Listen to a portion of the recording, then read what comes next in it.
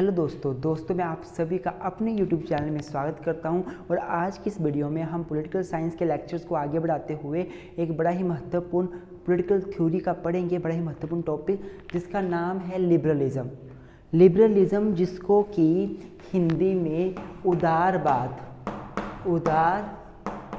बोला जाता है। आज हम इसकी स्टडी करेंगे कि लिबरलिज्म होता क्या है, इसकी मीनिंग, डेफिनेशन, हिस्ट्री क्या रही है और इसके प्रिंसिपल्स क्या क्या हैं।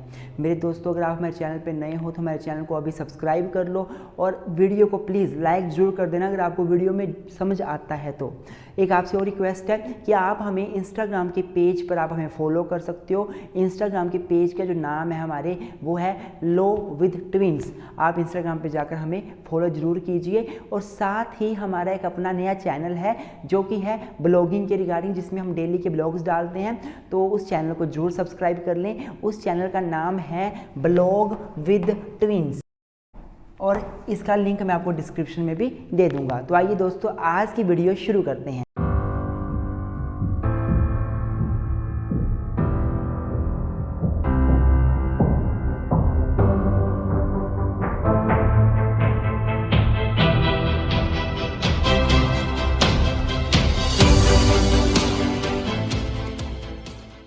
तो सबसे पहले मेरे दोस्तों इंट्रोडक्शन के साथ हम शुरू करेंगे टॉपिक को।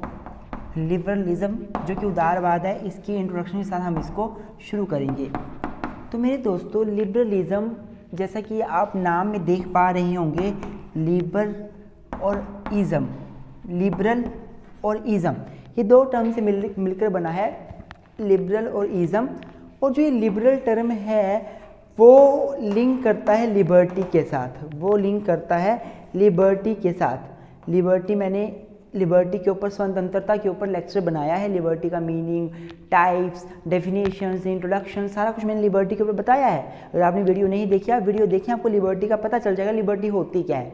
तो लिबर्टी से लिंक करता है लिबर, और जहाँ भी वर्ड इज़म आता है, इज़म का मतलब होता है एक आइडिया, एक आइडियोलॉजी, एक विचारधारा। मेरा मतलब समझने की कोशिश करना, मैं क्या बोलना चाहता हूँ मेरे दोस्तों। मैं ये बोलना चाहता हूँ कि लिबरलिज्म बेसिकली क्या है, एक थिंकिंग है, एक सोच है, एक विचारधारा है, एक आइडियोलॉजी है। अगर आपने कोल्ड वार पढ़ा होगा या कोल्ड वार का नाम सुना है, शीत युद्ध का नाम सुना है, तो शीत युद्ध में क्या हुआ था, सेकेंड वर्ल्ड वार जब ख़त्म हुआ था 1945 में, तो उसके बाद ये पूरा वर्ल्ड जो है वो दो आइडियोलॉजीज़ में डिवाइड हो गया था। एक आइडियोलॉजी थी कम्युनलिज्म की, सोशलिज्म की, और दूसरी आइडियोलॉजी को फॉलो करने वाले लोग थे कैपिटलिस्ट आइडियोलॉजी को फॉलो करने वाले। दूसरी आइडियोलॉजी थी कैपिटलिस्ट, मतलब कैपिटलिज्म हो गया, सोशलिज्म हो गया, गांधीलिज्म हो गया, टोटलिटेरियनिज्म हो गया, लिबरलिज्म हो गया। ये सारी क्या हैं, ये सारी एक सोच हैं, थिंकिंग है, आइडियोलॉजीज हैं, एक विचारधाराएं हैं। तो इन सभी विचारधाराओं में आज के इस लेक्चर में हम लिबरलिज्म को पढ़ेंगे। लिबरलिज्म क्या है, जैसा कि नाम ही बताता है, लिबरल वर्ड लिबर्टी से लिंक करता है। तो ये जो आइडियोलॉजी है, जो लिबरलिज्म, ये जो थिंकिंग है, ये जो विचारधारा है, ये जो फिलॉसफी है, पॉलिटिकल फिलॉसफी है, ये कहीं ना कहीं लिबर्टी से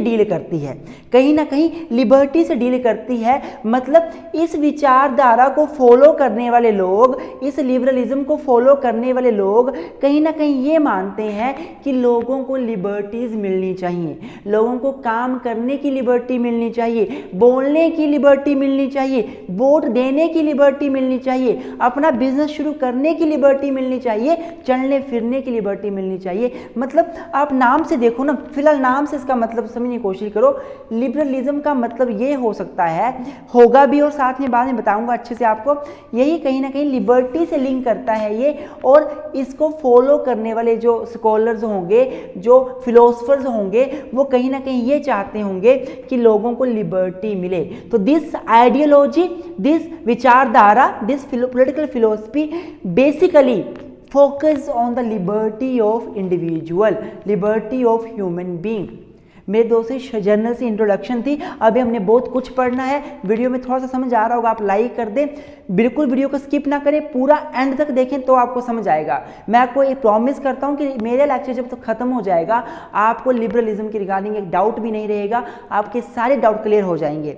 अभी तक इंट्रोडक्शन में आप ये सारी बातें लिखोगे तो मतलब मैं मेन क्या बोलना चाहता हूँ कि बहुत सारी फिलोसफीज होती हैं, बहुत सारी आइडियोलॉजीज होती हैं, जैसे गांधीज़म, मार्क्सिज्म, टोटलिटेरियनिज्म, अथॉरिटेरियनिज्म, वैसे ही एक फासिज्म, नासिज्म, ये सारी फिलोसफीज हैं, सारी क्या है, आइडियोलॉजीज हैं, थिंकिंग है, सोच है। कुछ लोग, मैं आपको एग्जांपल देता हूँ सोच कैसी है कि एक तरफ टोटलिटेरियनिज्म है, टोटलिटेरियनिज्म जो लोग मानते हैं उसमें बिलीव करते हैं, उस सोच वाले लोग ये मानते हैं कि लोगों को स्वतंत्रता मत दो, सही पावर गवर्नमेंट को दे दो, लोगों को स्वतंत्रता मत दो। वही लिबरलिज्म की सोच वाले लोग ये मानते हैं गवर्नमेंट को कम पावर दो, लोगों को स्वतंत्रताएं ज़्यादा दो। तो लिबरलिज्म भी एक फिलोसफी, एक विचारधारा है जो लिबर्टी के ऊपर फोकस करती है, जो स्वतंत्रताओं के ऊपर फोकस करती है। ये पढ़ने के बाद अब जानते हैं छोटी की हिस्टोरिकल बैकग्राउंड कि लिबरलिज्म आया कहाँ से, क्या है, क्यों शुरू हुआ। अब इसकी हिस्टोरिकल बैकग्राउंड पहले जानते हैं। अब मेरे दोस्तों अगर मैं लिबरलिज्म की हिस्ट्री की बात करूँ तो मैं आपको बताना चाहूँगा कि 15th सेंचुरी के अराउंड, 15वीं शताब्दी के अराउंड हमारे सोसाइटी में, हमारे वर्ल्ड में फ्यूडलिज्म की एक विचारधारा थी। फ्यूडलिज्म जिसको कि हिंदी में बोला जाता है सामंतवाद।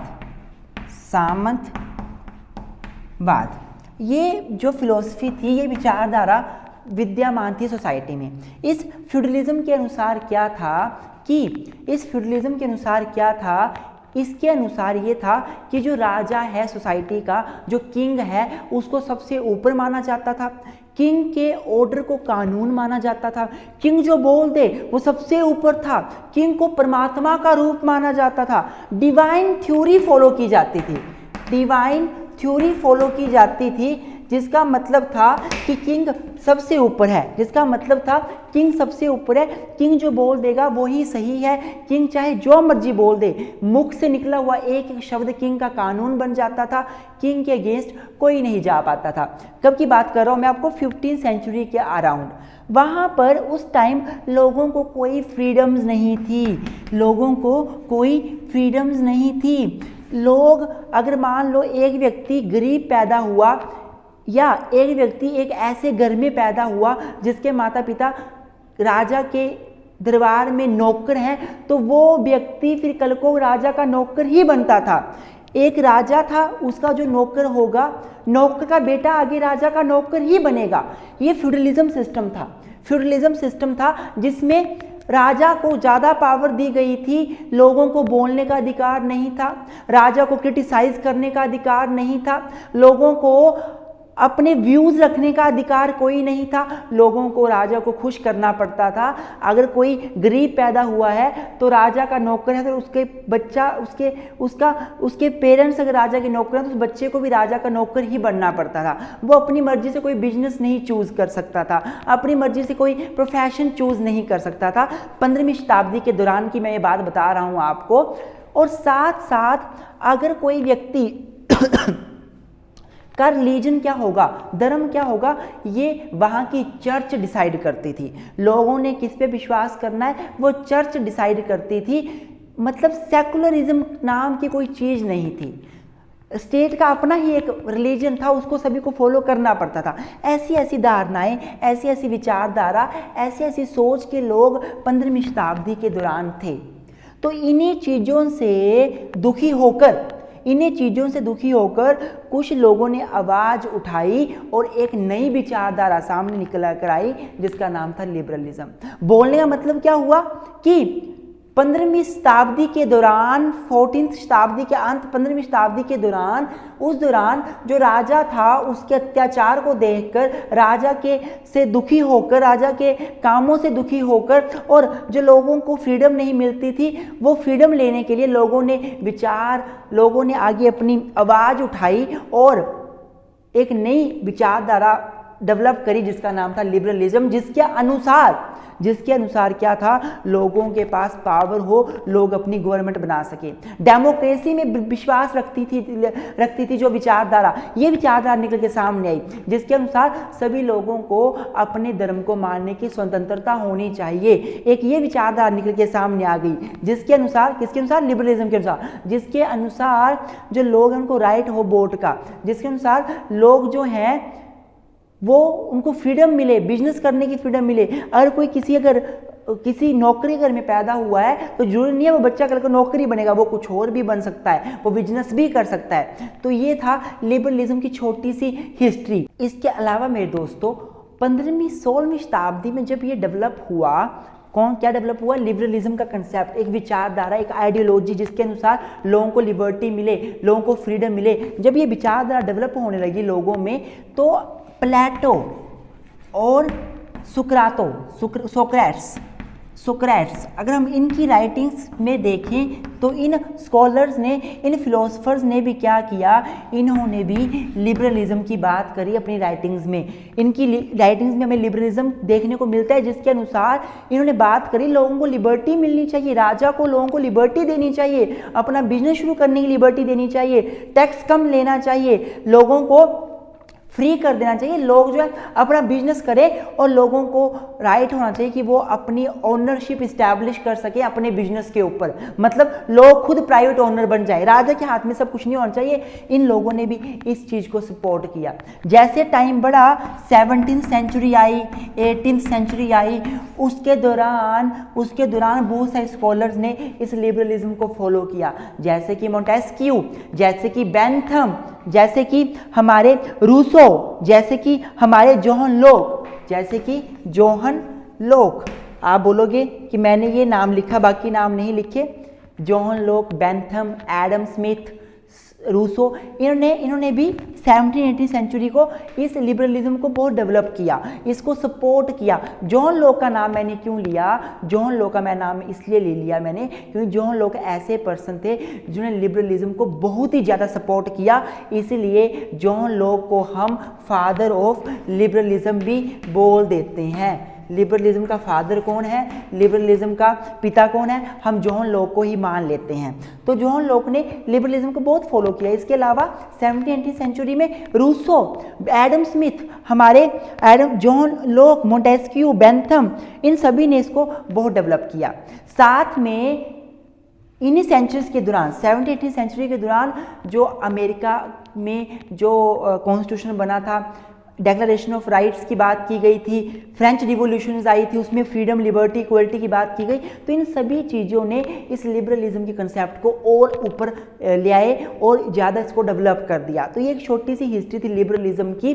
तो लिबरलिज्म कंसेप्ट यूरोप में बेस्ट कंट्रीज़ में यूरोप में आने वाला एक बहुत ही महत्वपूर्ण कंसेप्ट था, विचारधारा थी, आइडियोलॉजी थी, जिसके हिसाब से ये माना जाता था कि लोगों को फ्रीडम देनी चाहिए बिजनेस में, लोगों को फ्रीडम देनी चाहिए काम करने के लिए, और उनको डेमोक्रेटिक गवर्नमेंट होनी चाहिए देश में, लोगों को गवर्नमेंट बनाने का राइट देना चाहिए, राजा का बोला हुआ शब्द लो नहीं होना चाहिए, लोगों से पूछना चाहिए लोगों का वेलफेयर कहाँ है। तो ये लेजिस फेयर का कंसेप्ट कहीं ना कहीं फॉलो करने की बात की। लेजिस फेयर का मतलब क्या है कि गवर्नमेंट का कम कंट्रोल होना चाहिए प्रोडक्शन में, जो लोग प्रोड्यूस कर रहे हैं उसमें गवर्नमेंट ज़्यादा रूल्स ना बनाए, लोगों को प्राइवेट ऑनरशिप का राइट देना चाहिए। तो ये छोटी सी हिस्ट्री है लिबरलिज्म की। अब हम लिबरलिज्म का मीनिंग देख लेते हैं। तो मेरे दोस्तों, अगर मैं लिबरलिज्म की मीनिंग की बात करूं तो वर्ड लिबरलिज्म जो है वो दो वर्ड से मिलकर बना है, लिबरल एंड इज़म। जो इज़म है वो मैंने आपको पहले बता दिया, इसका मतलब होता है आइडियोलॉजी, इसका मतलब होता है फिलोसफी, इसका मतलब होता है एक विचारधारा, एक थिंकिंग, एक सोच, एक आइडिया। और लिबरल जो वर्ड है, this word has been taken from the English word liberty. ये वर्ड कहीं ना कहीं लिबर्टी से लिया गया है। अब लिबर्टी क्या है, तो मैंने आपको लिबर्टी के लेक्चर में बताया भी था, the term liberty has been derived from Latin term liber, जिसका मतलब होता है फ्री फ्रॉम रेस्ट्रेंट्स, जिसका मतलब होता है रेस्ट्रिक्शंस का नहीं होना, फ्रीडम फ्रॉम रेस्ट्रिक्शंस, रेस्ट्रिक्शंस का नहीं होना वो लिबर्टी होती है। तो अगर हम इन चीज़ों को कंबाइन कर लें सारा का सारा, तो लिबरलिज्म का मतलब क्या हुआ? लिबरलिज्म एक ऐसी आइडियोलॉजी है, एक ऐसी फिलोसफी है, एक पॉलिटिकल फिलोसफी है जो लिबर्टी के ऊपर फोकस करती है, जिसके अनुसार according to which people must be given more and more liberty, people must be given more and more freedom, जिसके अनुसार government must not interfere in the working of people. मैं आपको बता देता हूँ मीनिंग, आप क्या लिख सकते हो? Liberalism means freedom from the authority of the government in the affairs of individual, freedom from authority of government. Liberalism का मतलब होता है गवर्नमेंट की अथॉरिटी से फ्रीडम होना, गवर्नमेंट की अथॉरिटी से फ्रीडम होना, शूट होना, वो लिबरलिज्म है। इसके अलावा यहाँ क्या लिखा हुआ है? दस liberalism means the absence of governmental authority in the matter relating to the welfare of individual। तो आई होप आपको समझ आ रहा होगा जो मैं बोल रहा, जो मैंने मीनिंग बोला आप वो कॉपीज में लिख सकते हो। तो मैं यहाँ पे देखकर बोल रहा हूँ, this liberalism mainly focus on the liberty to individual given by the government in the matters of production and market. तो बोलने का मतलब क्या हुआ? लिबरलिज्म का मतलब क्या है? लिबरलिज्म का सिंपल सा मतलब है कि लोगों को लिबर्टीज़ मिलनी चाहिए। लिबर्टीज़ कहाँ मिलनी चाहिए? बिजनेस के लिए लिबर्टीज़ मिलनी चाहिए, प्रोडक्शन करने में लिबर्टीज़ मिलनी चाहिए। गवर्नमेंट का ज़्यादा कंट्रोल नहीं होना चाहिए मीन्स ऑफ प्रोडक्शन के ऊपर, गवर्नमेंट का ज़्यादा इंटरफेरेंस नहीं होना चाहिए। लोगों को बोलने की लिबर्टी मिलनी चाहिए, लोगों को गवर्नमेंट अपॉइंट करने की लिबर्टी मिलनी चाहिए। यही तो लिबरलिज्म है। लिबरलिज्म का मतलब सिंपल सा लिबर्टी को लेकर है, स्वतंत्रताओं को लेकर है। आई होप आपको समझ आ रहा होगा मैं क्या बोलना चाहता हूँ। हमारे एक प्रोफेसर थे, स्कॉलर थे, फिलोसफर थे हमारे J.S. मिल। J.S. मिल ने लिबरलिज्म को बहुत सपोर्ट किया।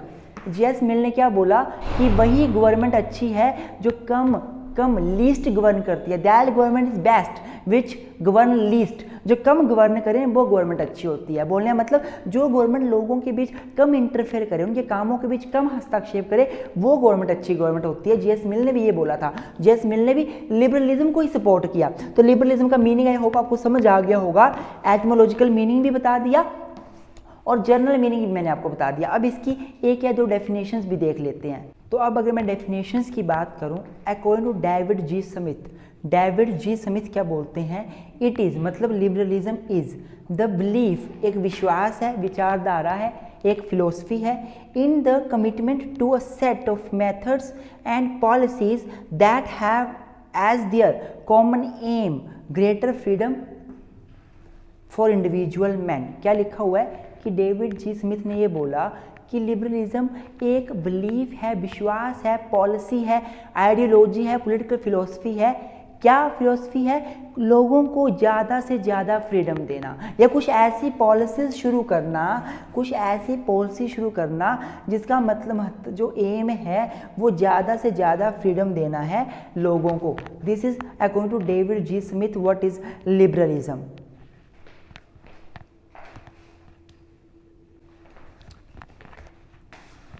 और अगर मैं सारतोरी की बात करूं, according to Sartori, SARTORI, Sartori क्या बोलते हैं? Very simple, liberalism is the theory and practice of individual liberty.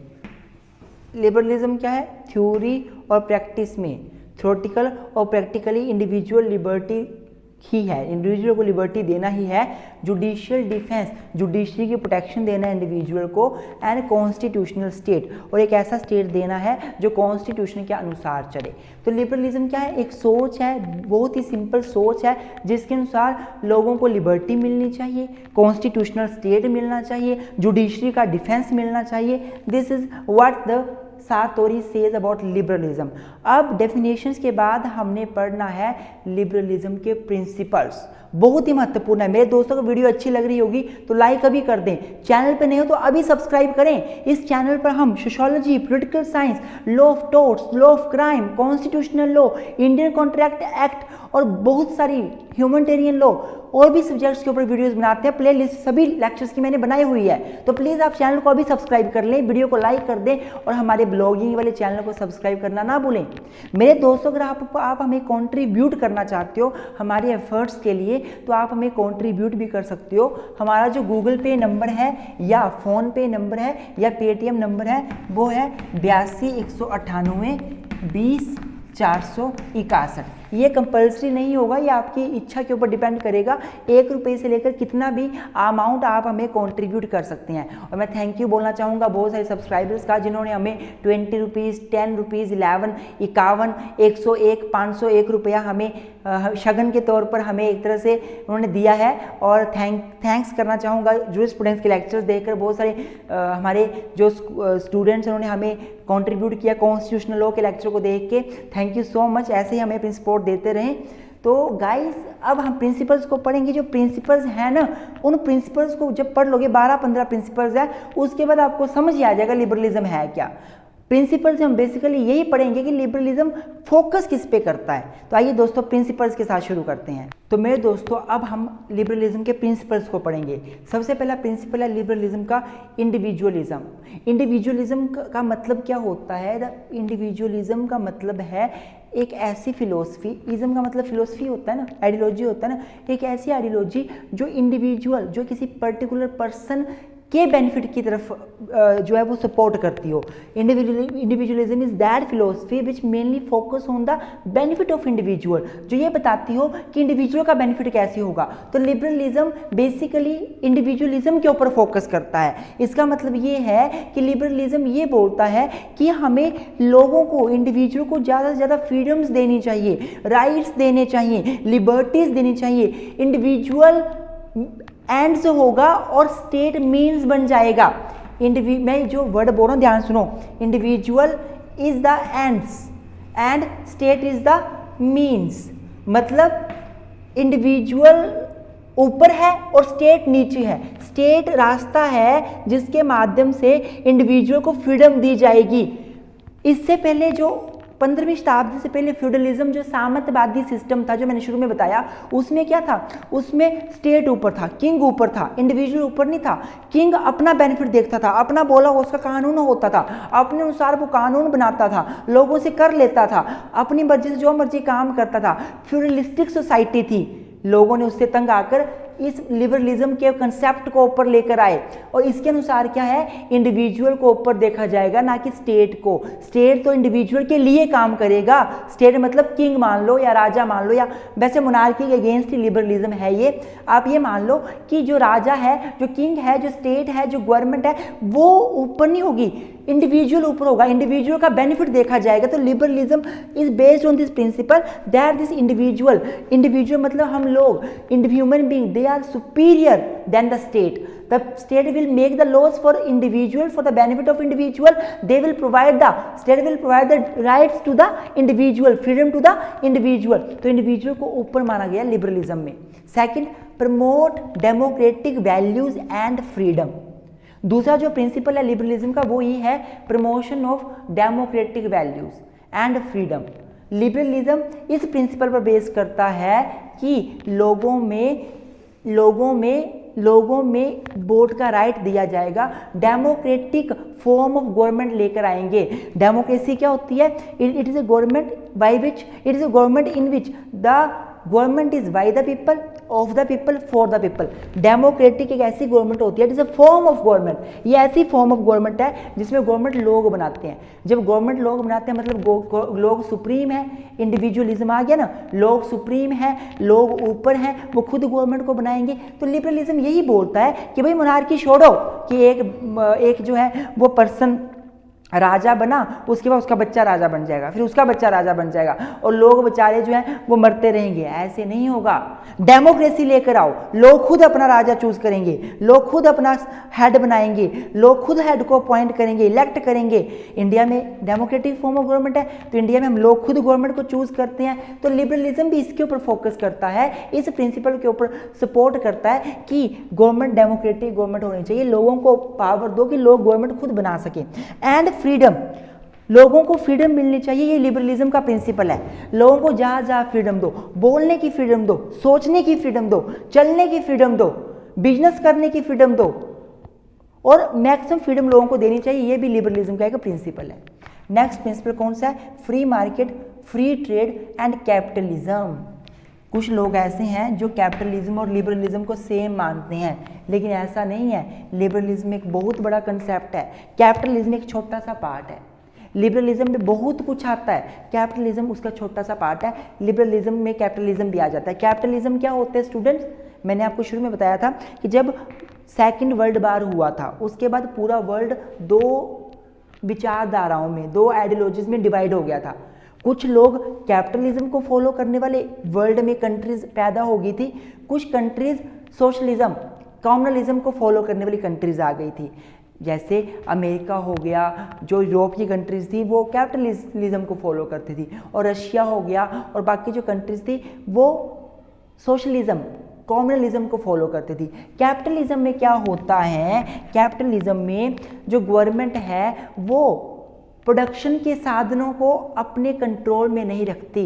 Government लोगों को पावर दे देती है, लोग खुद प्रोडक्शन करें, लोग खुद इंडस्ट्रीज एस्टैब्लिश करें। प्राइवेटाइजेशन हो जाता है, कैपिटलिज्म में प्राइवेटाइजेशन हो जाता है, निजीकरण हो जाता है। लेकिन कम्युनलिज्म में क्या होता है? गवर्नमेंट, सोशलिज्म में गवर्नमेंट ऊपर रहती है, गवर्नमेंट खुद ही सभी चीज़ों को अपने कंट्रोल में रखती है। तो जो ये हमारा लिबरलिज्म है वो बोलता है कि गवर्नमेंट के कंट्रोल में सारी चीज़ें ना हो, हॉस्पिटल, रेलवे, ये हेल्थ, जो भी हेल्थ की जो हॉस्पिटल्स हैं या एजुकेशन है जो हमारी, वो केवल गवर्नमेंट के कंट्रोल में ना हो, वो कैपिटलिस्ट होनी चाहिए। उसको इंडिविजुअल के हाथ में दे दो, इंडिविजुअल खुद चलाएगा, खुद हेल्थ हॉस्पिटल खोलेगा, प्राइवेटाइजेशन होगा, फ्री कर दो मार्केट को। मार्केट को फ्री करने का मतलब है कोई भी मार्केट में आ सकता है, अपना हॉस्पिटल इस्टेब्लिश कर सकता है, अपना बिजनेस शुरू कर सकता है, अपना स्कूल खोल सकता है, कोई भी बंदा है, प्राइवेट, गवर्नमेंट नहीं कर सकती। फ्री कर दो मार्केट को, फ्री ट्रेड कर दो, कोई भी कहीं भी ट्रेड कर सकता है, किसी के साथ भी ट्रेड कर सकता है। गवर्नमेंट का कंट्रोल नहीं रहेगा कि गवर्नमेंट ही ट्रेड कर सकती है, गवर्नमेंट ही बिजनेस कर सकती है, गवर्नमेंट ही हॉस्पिटल बना सकती है। नो, तो लिबरलिज्म यही बोलता है कि इंडिविजुअल को आप पावर दे दो, इंडिविजुअल को राइट दे दो, इंडिविजुअल के लिए मार्केट को फ्री कर दो, इंडिविजुअल खुद मार्केट में जाकर अपना धंधा शुरू करेंगे, जो मर्जी बिजनेस करें, हॉस्पिटल बनाए, स्कूल बनाए, हमें कोई दिक्कत नहीं होनी चाहिए, गवर्नमेंट इंटरफेयर ना करे। इसके ऊपर बेस करता है ये लिबरलिज्म। लिबरलिज्म का ये प्रिंसिपल है। आई होप आपको समझ आ रहा होगा। तो लिबरलिज्म कैपिटलिज्म के ऊपर बेस करता है। In the sense liberalism, capitalism भी लिबरलिज्म का एक प्रिंसिपल है। देन प्राइवेट ओनरशिप सेम है। लिबरलिज्म ये भी बोलता है कि लोगों को प्राइवेट ओनरशिप को सपोर्ट करता है, लोगों को ओनर बनाओ। गवर्नमेंट ही ओनर नहीं होनी चाहिए हर एक चीज़ की, गवर्नमेंट के पास सारी पावर नहीं होनी चाहिए। गवर्नमेंट स्कूल का ओनर है, गवर्नमेंट कॉलेज का ओनर है, गवर्नमेंट हॉस्पिटल का ओनर है, गवर्नमेंट एग्रीकल्चर का ओनर है, गवर्नमेंट ही सब कुछ संभाल रही है। नहीं, ऐसा नहीं होना चाहिए।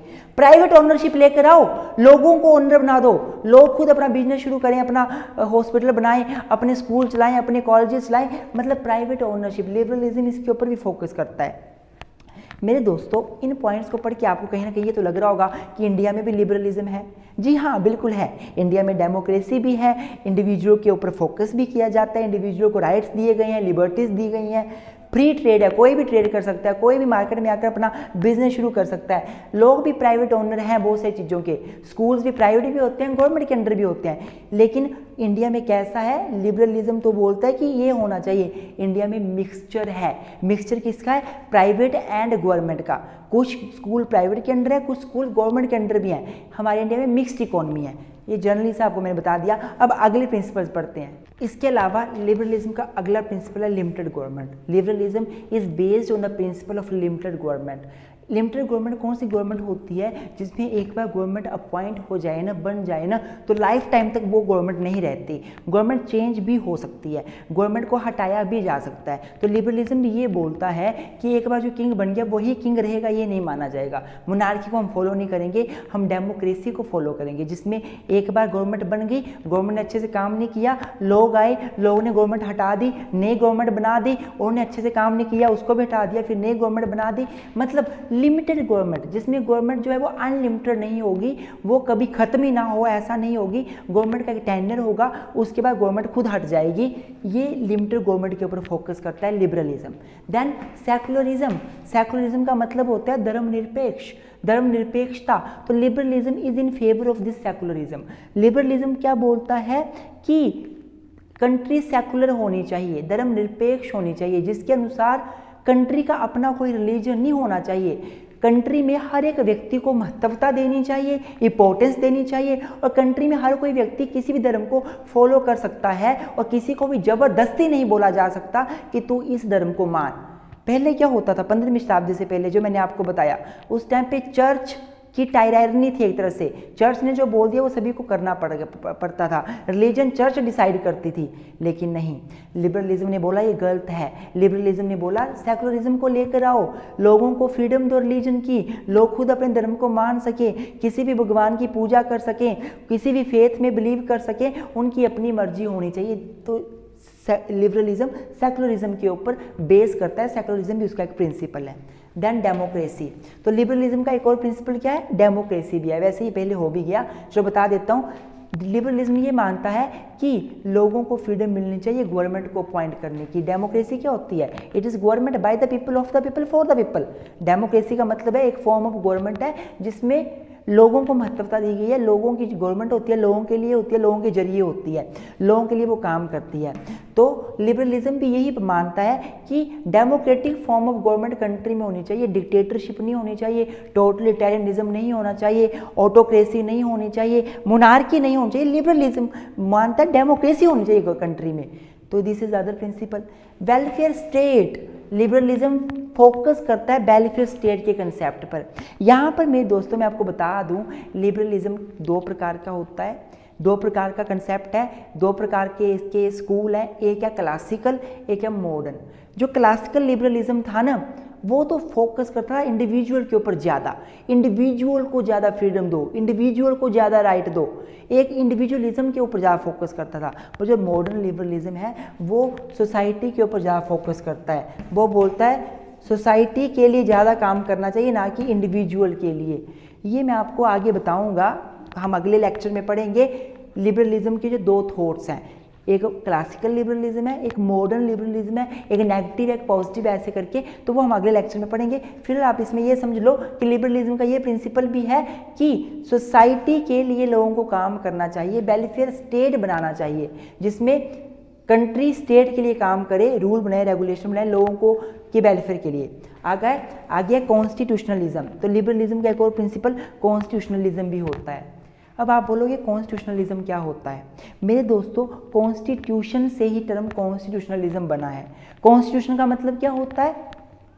कॉन्स्टिट्यूशन एक ऐसा डॉक्यूमेंट है जो कंट्री को चलाने में हेल्प करता है। एक ऐसा डॉक्यूमेंट, एक ऐसी बुक, एक ऐसा रिटन इंस्ट्रूमेंट या अनरिटन भी हो सकता है, एक ऐसी चीज़, ऐसा डॉक्यूमेंट जो देश में देश कैसे चलेगा ये बताता है। देश में गवर्नमेंट कैसी होगी, देश में जुडिशरी कैसी होगी, देश में लोगों को राइट्स क्या मिलेंगे, ये सब चीज़ें बताने वाला क्या होता है? कॉन्स्टिट्यूशन होता है।